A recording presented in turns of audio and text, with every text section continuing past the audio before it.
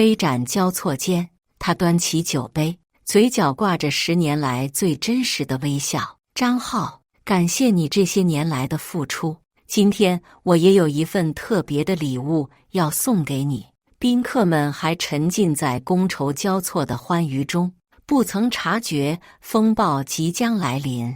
我收集了一些我们的回忆，想和今天在场的每一位分享。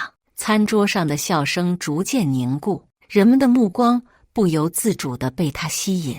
张浩的表情由得意到惊愕，再到恐惧。不过短短几秒，10年前，我选择了原谅和隐忍，不是因为懦弱，而是因为责任。苏薇的脸色愈发苍白，眼神游移不定，手中的酒杯几乎要滑落。10年后的今天，我终于明白，有些人的心从来就没有在家里。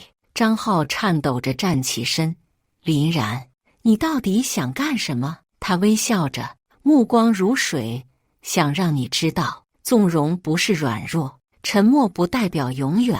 大家好，开始今天的分享之前，希望你能给人间烟火点个订阅，我将会分享更多优质的内容。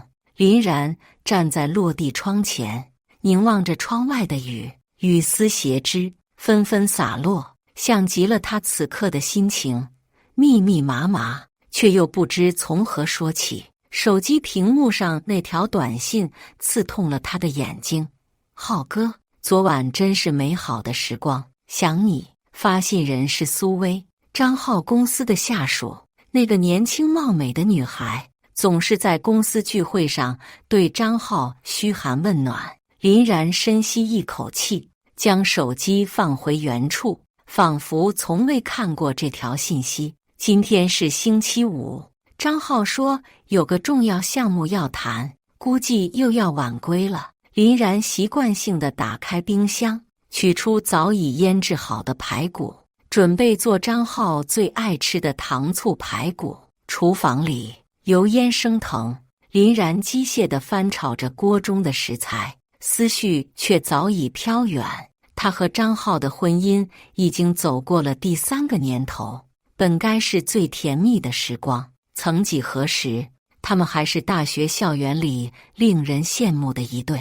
张浩高大帅气，林然温婉可人。毕业后，张浩凭借优秀的能力，很快在一家外企崭露头角，而林然则选择了相夫教子，成为全职妻子。2年前，他们的儿子张小雨出生，给这个家带来了无限欢乐。林然本以为有了孩子后，张浩会更珍惜这个家，更在意他的感受。可事实恰恰相反，随着张浩事业的飞速发展，他回家的时间越来越少，对家人的关心也越来越淡。特别是最近半年，张浩经常以工作忙为由深夜回家，有时甚至彻夜不归。每当林然质疑时，张浩总会不耐烦地回应：大项目谈判，推不掉的应酬，你不懂。渐渐的，林然学会了不再追问，只是默默地在深夜为他留一盏灯。门铃声打断了林然的思绪，她擦了擦手，去开门。门外站着的是她的闺蜜王芳。见到林然，王芳一把抱住了她：怎么不接我电话？我都担心死了。林然这才想起手机一直放在卧室，她露出歉意的笑容：在做饭，没听见。王芳跟着林然进了客厅，眼睛却一直打量着林然的脸色。你脸色不太好，是不是张浩又惹你生气了？林然强挤出一丝微笑：没有，就是有点累。王芳直接在沙发上坐下，拉着林然的手：别瞒我了，最近张浩和他那个下属走得很近的事，圈子里都传遍了。林然的心猛地一沉，原来已经人尽皆知了吗？他垂下眼帘，掩饰住眼中的慌乱。可能只是工作关系吧，他最近确实很忙。王芳看着林然，欲言又止。林然，你别太傻了，那个叫苏薇的女孩可不是什么省油的灯。林然站起身，走向厨房，饭快好了，一起吃点吧。王芳跟了过去。林然，你别这样，有什么事说出来，我们一起想办法。林然背对着王芳，声音平静得出奇。芳芳，我知道你是为我好，但有些事我需要自己处理。他转过身，笑容勉强。我和张浩马上就要过4周年结婚纪念日了，我相信他不会辜负我的。王芳看着林然倔强的样子，无奈地叹了口气。吃过晚饭，王芳离开后，林然独自坐在沙发上，翻看着手机里的照片。照片中，张浩抱着刚出生的小雨，脸上洋溢着幸福的笑容。那时的张浩眼里还有他和孩子。还记得家的方向，林然放下手机，决定正面和张浩谈一谈。深夜11点，张浩终于回到家，浑身酒气。林然迎上去，张浩，我们谈谈。张浩甩开外套，随手扔在沙发上。有什么好谈的？我累了，想洗澡睡觉。林然拿出手机，直接展示给张浩看。这是怎么回事？张浩瞥了一眼，脸色立刻变了。你翻我手机？林然努力保持镇定。我不是有意的，只是你的短信提示音一直响，我担心是工作上的事。张浩一把夺过手机。林然，别小题大做，苏薇只是同事，那天是团队聚餐，他喝多了发的胡话。林然盯着张浩的眼睛，真的只是这样吗？张浩不耐烦地摆摆手，不然你以为是什么？林然，我养家糊口已经够累了，回到家还要面对你的疑神疑鬼，我真的很累。他径直走向浴室，把林然晾在了原地。林然呆呆地站在客厅中央，泪水无声地流下。那夜，林然躺在床上，听着身旁张浩均匀的呼吸声，思绪万千。他想起了自己的父母，他们恩爱一生，从未红过脸。小时候，林然曾天真的以为所有的婚姻都该如此，现在看来，那样的婚姻是多么稀有的幸运。第二天清晨，林然起床为张浩和小雨准备早餐。张浩匆匆吃了几口，就背起包准备出门。林然递给他一个保温杯，多喝点水，少应酬。张浩接过保温杯，神色复杂地看了林然一眼。公司最近要竞标一个大项目，我估计这段时间会很忙。他顿了顿，似乎想说些什么，最终只是道：别等我吃晚饭了。林然点点头，注意身体。送走张浩，林然抱起小雨，将脸埋在儿子柔软的颈窝里，无声的哭泣。日子就这样一天天过去，林然渐渐发现，张浩与苏薇之间的关系远不止于表面上的同事。张浩的手机密码换了，不再像以前那样坦荡。每次林然靠近时，他都会立刻锁屏。更令林然心痛的是，张浩开始频繁缺席家庭活动。小雨的生日，张浩因临时加班缺席了。林然独自为小雨庆祝3岁生日，看着儿子期盼的目光一次次投向门口，却始终不见父亲的身影。那天晚上，林然偷偷查看了张浩的信用卡账单，上面赫然显示着一笔高档餐厅的消费，时间正是小雨生日那天。林然没有声张，只是默默地将账单放回原处。他在心里告诉自己，为了小雨，他必须保持这个家的完整。就在林然以为自己能够隐忍下去的时候，一个偶然的机会彻底打破了他的幻想。那是一个周末的下午，林然带着小雨去商场购物，在一家儿童服装店里，林然无意间看到了张浩和苏薇。他下意识地躲在货架后面，看着不远处的两人。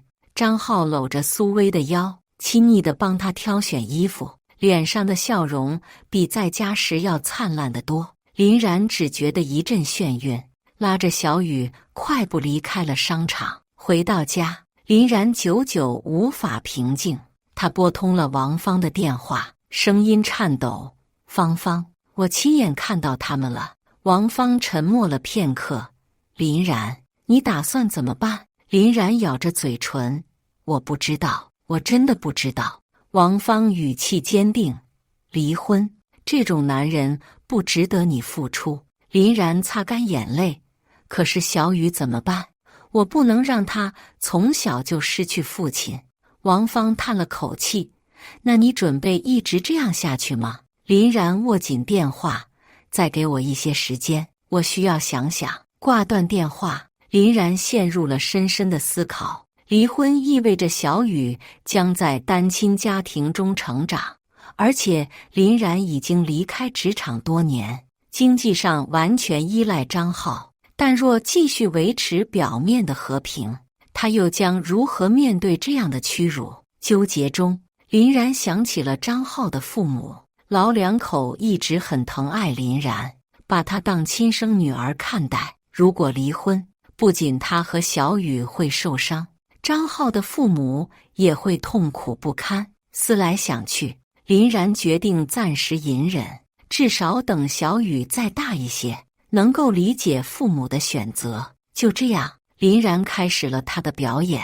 她依旧是那个贤惠的妻子，照顾家人，持家有道。面对张浩的疏远，她不再质疑，不再追问，只是默默地做好自己的本分。张浩对林然的转变感到诧异，但很快就适应了这种相敬如宾的关系。他更加肆无忌惮，与苏薇的关系几乎是半公开的状态。苏薇也开始以朋友的身份出现在张浩的社交圈中。令林然意外的是，张浩的父母似乎对儿子的行为一无所知。每次老两口来家里，张浩都会表现得像个模范丈夫，而林然也从不拆穿。时间一天天过去，林然表面平静，内心却在悄然发生着变化。她开始关注自己的形象，重新学习化妆，购置新衣服。小雨上幼儿园后，林然重新规划了自己的生活。她开始上各种培训课程，学习财务管理、投资理财，甚至报了法律知识的培训班。闲暇时，林然会偷偷记录下张浩与苏薇约会的时间、地点，收集各种蛛丝马迹。他在笔记本上写道：“不是为了报复，而是为了有朝一日能够体面地离开。”转眼间5年过去了，小雨已经上小学，成绩优异，是老师眼中的好学生。林然在一家咨询公司找到了兼职工作，虽然收入不高，但至少有了经济上的一些独立。而张浩的事业蒸蒸日上，已经升任公司副总裁，收入丰厚。他与苏薇的关系也愈发稳定，两人甚至在外地合买了一套房产。这一切都被林然默默记在了本子上。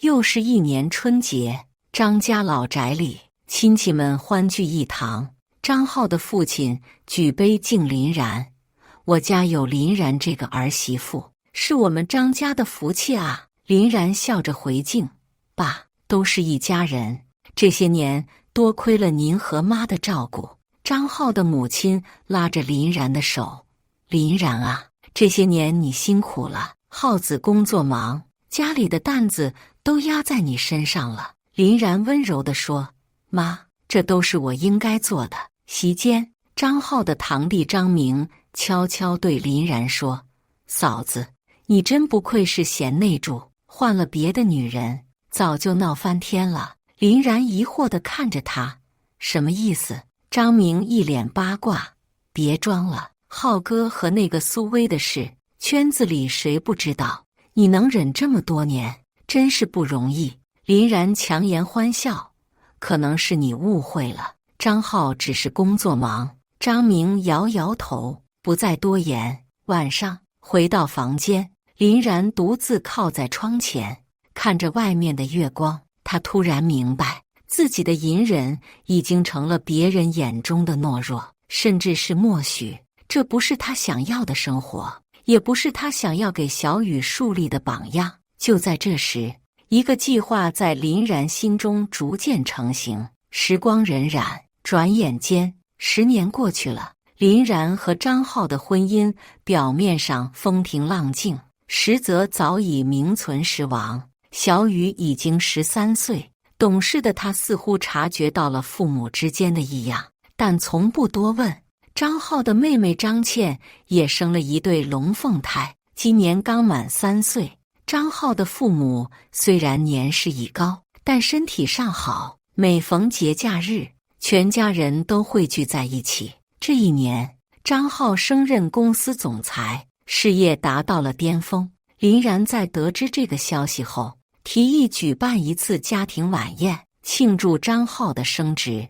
张浩对林然的提议感到意外，但还是欣然同意了。林然亲自安排了晚宴的一切细节，甚至特意邀请了苏薇。张浩听到这个决定时，不可思议地看着林然：“你确定要邀请他？”林然微笑道：“当然，他是你的得力助手，为你的事业付出了很多，应该一起分享这份喜悦。”张浩松了口气，心中更加确信林然已经完全接受了现状。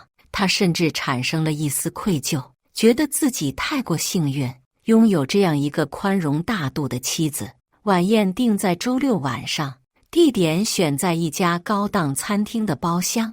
林然邀请了张浩的父母、妹妹一家、几位要好的亲戚，以及张浩公司的几位高管。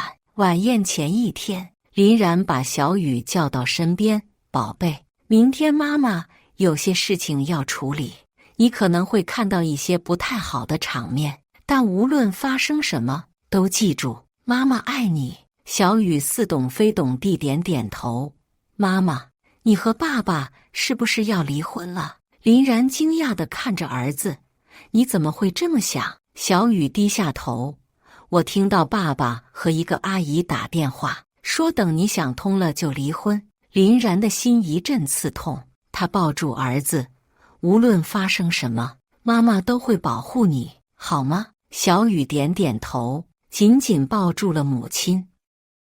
晚宴当天，林然精心打扮了一番，她选择了一件深蓝色的连衣裙，优雅而不失端庄。张浩看到林然的装扮，难得地夸赞了一句：“今天很漂亮。”林然微笑着说：“谢谢，今天是你的大日子，我当然要打扮得体面些。”餐厅包厢内，宾客陆续到达。张浩的父母最先到，老两口见到林然，脸上满是慈爱。张浩母亲拉着林然的手：“林然啊，这些年辛苦你了，多亏你在家里撑着，浩子才能在外面打拼。”林然微笑着回应：“妈，这都是我应该做的。”张浩父亲拍拍儿子的肩膀：“好好珍惜你老婆，这样的好女人，打着灯笼都难找。”张浩有些尴尬地笑了笑：“知道了，爸。”随后，张浩的妹妹张倩一家也到了。张倩牵着一对龙凤胎，调侃道：“嫂子，你看起来比我还年轻，真不愧是贤妻良母的典范。”林然笑着回应：“哪有，都是岁月的痕迹。”7点整，晚宴正式开始。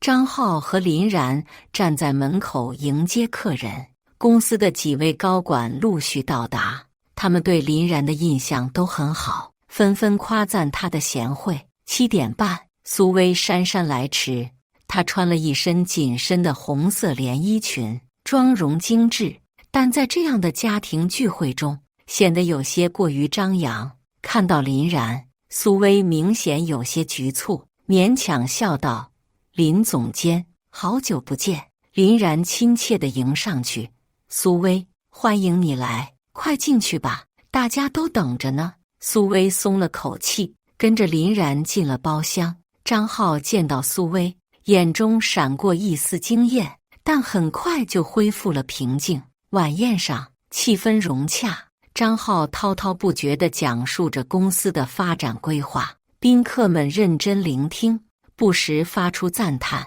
林然则忙着照顾每一位客人，特别是张浩的父母和妹妹一家。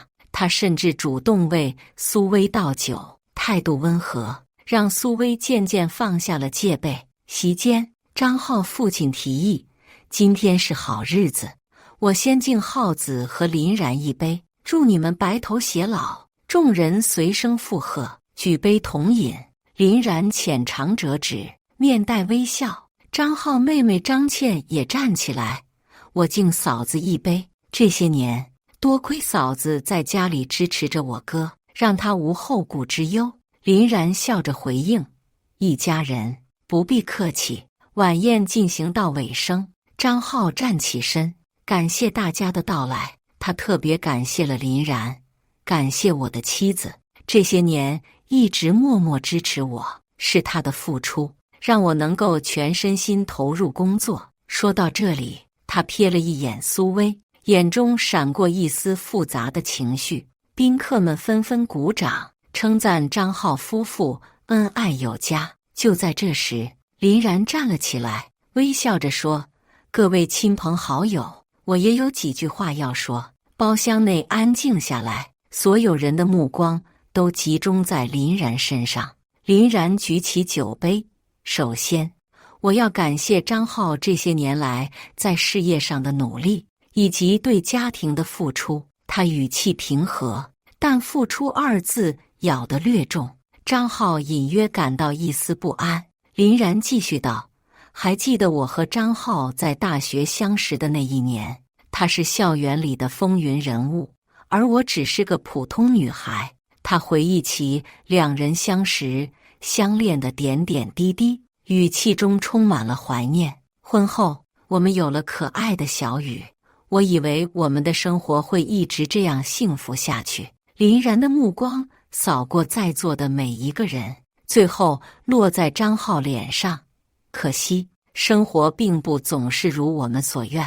张浩的表情开始变得紧张，他直觉林然接下来要说的话不会太愉快。林然放下酒杯，从座位旁拿出一个文件夹。接下来，我想向大家展示一些我珍藏了很久的回忆。包厢内瞬间安静下来，仿佛有一股无形的力量席卷而过，让所有人都不自觉地屏住了呼吸。林然的声音依旧温柔，但眼神中却闪烁着从未有过的坚定。他修长的手指轻轻抚过文件夹的边缘，如同抚摸一个沉睡多年的秘密。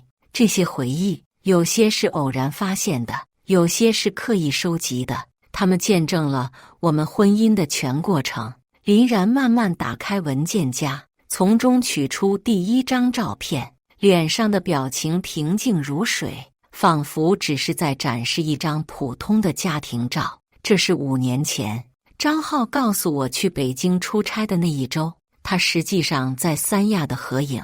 他将照片递给坐在身旁的张浩父母，老两口接过照片，脸上的笑容瞬间凝固。张浩母亲的手不自觉地颤抖起来，几乎要握不住那张照片。照片上，张浩搂着苏薇的腰，两人站在蔚蓝的海边，笑容灿烂，亲密无间。张浩父亲盯着照片，脸色由红转白，最后变成了灰白色，仿佛一下子老了10岁。这不可能！张浩父亲喃喃自语，声音中充满了难以置信。林然微微一笑，接着从文件夹中取出第2张照片。这是去年冬天，张浩告诉我，出国考察的那段时间，他其实在国内，和苏薇一起在黄山度假。他将照片传递给张浩的妹妹张倩，照片上的两人在雪中相拥，背景是黄山那标志性的奇松怪石。张倩接过照片，一声惊呼从她口中溢出：“哥，你怎么能这样？”张浩的脸色瞬间变得煞白，额头上冒出细密的汗珠。他下意识地伸手想要阻止林然，却被林然轻轻避开。林然，你这是干什么？有什么话我们回家再说。张浩的声音中带着明显的慌乱和愤怒。林然看着他，目光如水中的冰冷。为什么要回家说？这10年来，你有多少话是在家里对我说的？他的语气依旧平静，但每个字都像刀子一样刺进张浩的心脏。林然继续从文件夹中取出更多照片，一一展示给在场的每一个人。那些照片有的是张浩和苏薇在餐厅共进晚餐，有的是两人在电影院亲密依偎，甚至还有他们一同出入酒店的画面。每一张照片都像一把锋利的剑，刺穿了张浩精心编织的谎言。在场的亲朋好友看着这些照片，表情从震惊到失望，再到愤怒，各种情绪在脸上交织。苏薇坐在角落里，脸色惨白，手指紧紧抓住桌布，指节因用力过度而变得发白。她的眼神游移不定，不敢直视任何一个人的目光，仿佛一只被捕获的小兽，随时准备逃离。除了照片，我还有一些更有意思的东西。林然的声音依旧平静，如同在讲述一个与己无关的故事。他从文件夹中取出一叠打印纸，这是张浩和苏薇的聊天记录，从最初的暧昧到后来的明目张胆，我都一一保存下来了。林然没有直接阅读这些内容，而是将它们传递给在场的人们。张浩终于忍不住站了起来，够了，林然，你到底想干什么？林然抬眼看着他，眼神中没有一丝波动。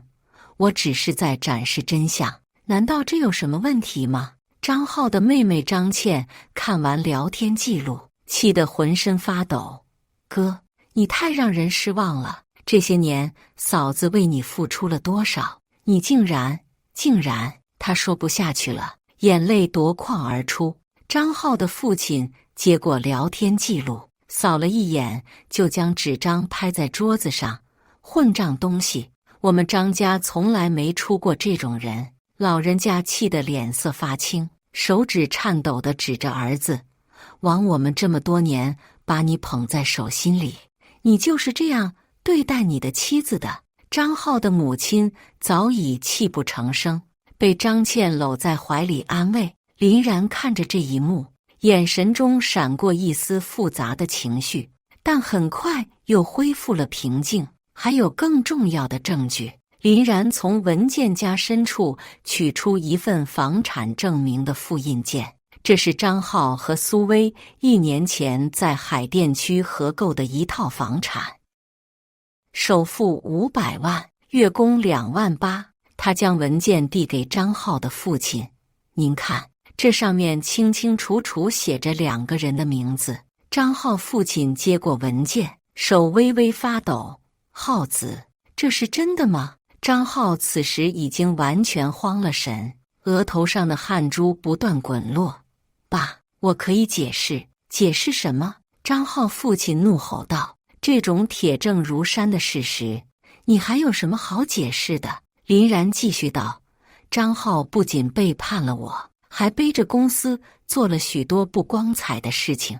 他拿出另一份文件，这是张浩以公司名义支付苏薇私人开支的证明，从奢侈品到旅游，甚至连他父母的医药费都算在了公司账上。在场的几位公司高管闻言，脸色瞬间变得凝重，其中一位副总裁忍不住问道：林总监，这些资料你是从哪里得来的？林然微笑道：我有自己的渠道，更重要的是，这些都是真实的。他转向张浩，你以为我这10年来只是一个无知的家庭主妇吗？你以为我真的对你的所作所为一无所知吗？张浩此时已经说不出话来，只能呆呆地站在那里，如同一尊失去了灵魂的雕像。林然接着从包里拿出一个 U 盘，这里面存储了更多的证据，包括张浩多次转账给苏薇的记录，以及一些你们可能更感兴趣的内容。他将 U 盘递给公司的财务总监，这里面有张浩挪用公司资金的详细记录，我想你们会很感兴趣。财务总监接过 U 盘，表情凝重。林总监，如果这是真的，那性质就很严重了。林然点点头，我知道，所以我已经向相关部门举报了。这句话如同一道惊雷，在包厢内炸响。苏薇再也坐不住了，她猛地站起身，脸色惨白。不可能，你不可能知道这些。林然转向苏薇，眼神冰冷。苏小姐，10年的时间足够我了解很多事情。他慢慢踱步到苏薇面前。你以为我真的不知道你们这些年做的事吗？你以为我真的甘心做一个被欺骗的傻妻子吗？林然的声音依旧平静，但每个字都像针一样刺进苏薇的心脏。我只是在等一个合适的机会，让所有人都看清楚你们的真面目。苏薇的双腿开始发抖，她扫视了一圈包厢内的人，最后目光落在张浩身上，求救般地看着他。张浩却低着头，避开了他的目光。这一刻，他终于明白了自己的处境有多么危险。张浩，你就这样眼睁睁看着他诋毁我们吗？苏薇的声音带着哭腔。张浩终于抬起头，眼神复杂地看着苏薇，却没有说话。林然冷笑一声：苏小姐，你太天真了，像张浩这样的人从来就不会为任何人负责。他拿出手机，播放了一段录音，这是3个月前张浩和他朋友的通话记录，你们听听他是怎么评价你的。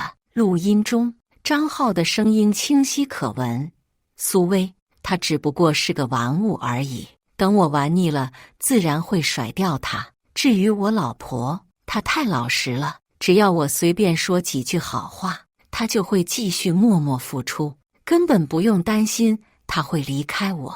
最可笑的是，苏薇还以为我会为她离婚，真是天真的可笑。录音戛然而止，包厢内一片死寂。苏薇如遭雷击，整个人仿佛被抽走了所有力气，踉跄着后退几步，差点摔倒。这不是真的，不可能是真的，他喃喃自语，眼泪无声地滑落。张浩脸色铁青，他看着林然，眼中满是不可思议。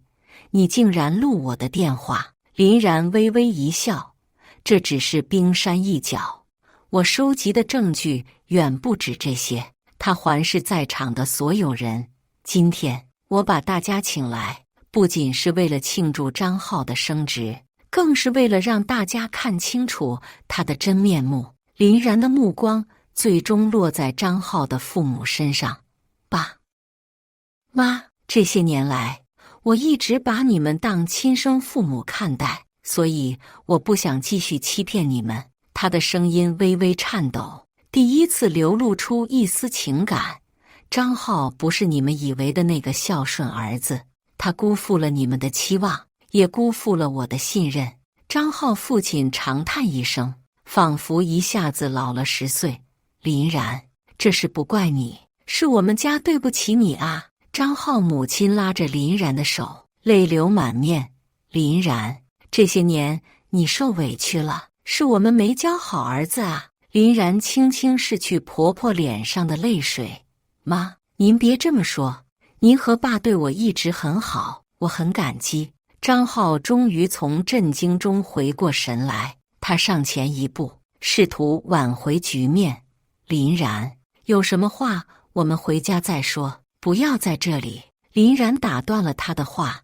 回家？张浩，这10年来，你有多少时间是在家里度过的？他的声音依旧平静，但字字如刀。你的家在哪里？是我们的婚房，还是你和苏薇一起买的那套公寓？张浩语塞，无言以对。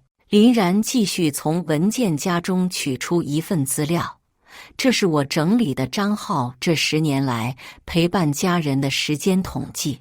他将资料递给张浩的父母，请看第1页，这是张浩参加家庭聚会的次数，10年来他总共缺席了27次。第2页是小雨的成长记录，从幼儿园到小学，张浩一共缺席了17次家长会、3次运动会，还有小雨生病住院的那一周，他一次也没来过。张浩父母看着这些数据，脸上的悲痛更加深重。林然又拿出一本相册，这里记录了小雨从出生到现在的每一个重要时刻。大家可以看看有多少张照片上有张浩的身影。相册传递到张浩妹妹手中，她翻看了几页，眼泪再次夺眶而出。哥，你太让人失望了。小雨的第1次走路，第1次上幼儿园，第1次登台表演，这些重要的时刻，你竟然全都不在场。张浩低着头，无言以对。林然的声音再次响起，像是一把锋利的剑，直指张浩的心脏。张浩，这10年来，你不仅背叛了我，更辜负了小雨对父亲的期望。他的眼神中流露出一丝悲伤。你知道吗？小雨曾经问我，为什么别的孩子的爸爸都能参加运动会，而他的爸爸永远没有时间。你知道吗？小雨的作文本上，那篇题为《我的爸爸》的文章，他写不出超过100字，因为他对你几乎一无所知。这些话如同重锤，一下一下敲在张浩的心上，让他无地自容。林然从包里拿出最后一份文件，这是离婚协议，我已经准备好了，只等你签字。他将文件递给张浩，10年的时间，足够我原谅一个人，也足够我看清一个人。张浩接过文件，手微微发抖。林然，你不能这样对我，我们毕竟是夫妻啊。林然冷笑一声，夫妻？张浩，你把我当成了什么？一个任你欺骗，却永远不会离开的傻子吗？他的眼神中闪过一丝讥讽。也许在你眼里，我只是一个没有独立经济能力，离开你就活不下去的家庭主妇。林然缓缓从座位上站起身，挺直了腰板。但你错了，这10年来，我一直在为今天做准备。他环视在场的所有人，我不仅重新学习，考取了证券分析师和理财规划师的资格证，还和几个朋友合伙开了一家咨询公司。这3年来，我的个人账户已经积累了足够的资金，足以支撑我和小雨开始新的生活。这番话让在场的所有人都大吃一惊，张浩更是如遭雷击。他从来不知道妻子这些年来还有这样的成长。林然转向张浩父母，爸妈，对不起，我不能再继续这段婚姻了，但我会保证你们随时可以见到小雨。老两口泪眼婆娑。张浩父亲拉着林然的手，孩子，你做得对，是我们没教好儿子，让你受委屈了。张浩母亲也抹着眼泪说，林然啊，无论如何，你永远是我们的好女儿。林然眼中闪过一丝温情，但很快又恢复了坚定。谢谢爸妈的理解，以后我会常带小雨去看你们的。张浩的妹妹张倩此时也站了起来，坚定地站在林然身边。嫂子，这是你做的对，我支持你。她转向哥哥，眼神中满是失望。哥，你太让人失望了，嫂子这样的好女人，你竟然不懂得珍惜。张浩此时已经完全崩溃，他跪在林然面前，声音哽咽，林然，求你再给我一次机会，我知道错了，真的知道错了。林然后退一步，避开他的触碰。张浩，晚了，一切都晚了。他的声音平静而坚定。10年前，我可以为了爱和责任选择原谅。10年后的今天，我同样为了爱和责任选择离开。爱自己的勇气，对孩子的责任，这些都是我无法再继续欺骗自己的理由。张浩抬起头，眼中满是恳求。林然，我可以改，真的可以改。我会和苏薇断绝一切往来，我会重新做一个好丈夫、好父亲。林然摇摇头，眼神坚定。张浩，人可以犯错，但不该一错再错；可以迷失，但不该执迷不悟。他的声音渐渐提高。10年了，张浩，整整10年。你给过我多少次承诺，又打破了多少次诺言？如果不是今天的这场晚宴，你是不是还要继续欺骗我，欺骗所有爱你的人？这番话如同一记耳光，重重地打在张浩脸上，让他无地自容。此时的苏薇早已泪流满面，她看了一眼张浩，又看了一眼林然，突然抓起包冲向门口。苏薇！张浩下意识地喊了一声，但很快意识到自己的失态，立刻闭上了嘴。林然冷笑一声：怎么，现在还惦记着他？他的目光扫过包厢内的所有人。各位，今天的晚宴到此为止，感谢大家的到来，也请大家原谅我的失礼。林然转向张浩的父母：爸妈，我先送你们回去休息，这些事对你们的打击太大了。老两口点点头，眼神中满是悲伤和疲惫。张浩试图上前：爸妈，我送你们回去。张浩父亲挥手制止了他：不必了，我们跟林然走。老人家的声音中充满了失望。浩子，今天的事你好好反省反省吧。张浩如遭雷击，呆立在原地，眼睁睁地看着父母选择和林然一起离开。林然收拾好文件夹，环视了一圈包厢内的众人，最后目光落在张浩身上。张浩，离婚协议我已经拟好了，你可以找律师审核，3天后我等你的回复。他的声音平静而坚定。如果你拒绝签字，我会直接向法院起诉，到时候这些证据都将成为公开的资料。张浩面如死灰，他知道林然说到做到，这些证据一旦公开，他将面临的不仅是离婚，还有可能的刑事责任。林然最后看了一眼张浩，眼神中没有恨，只有一丝淡淡的怜悯。张浩，希望这次教训能让你明白，人生中最珍贵的东西，往往是在失去后才懂得珍惜。说完，他转身离开，背影挺拔而坚定，仿佛卸下了10年的重担，终于可以轻松前行。张浩站在原地，看着妻子的背影渐渐远去，内心第一次涌现出真正的悔恨和恐惧。他意识到自己用10年的背叛和欺骗，亲手毁掉了生命中最珍贵的东西，而林然用10年的隐忍和准备，终于为自己赢得了重生的机会。包厢内，剩下的人们相互对视，眼神中充满了复杂的情绪。有人为林然的勇气和智慧感到敬佩，有人为张浩的愚蠢和失败感到惋惜，更多的人则在思考着自己的生活和选择。这场晚宴本应是庆祝升职的喜庆场合，却变成了一场婚姻的葬礼，一个家庭的解体，一段情感的终结。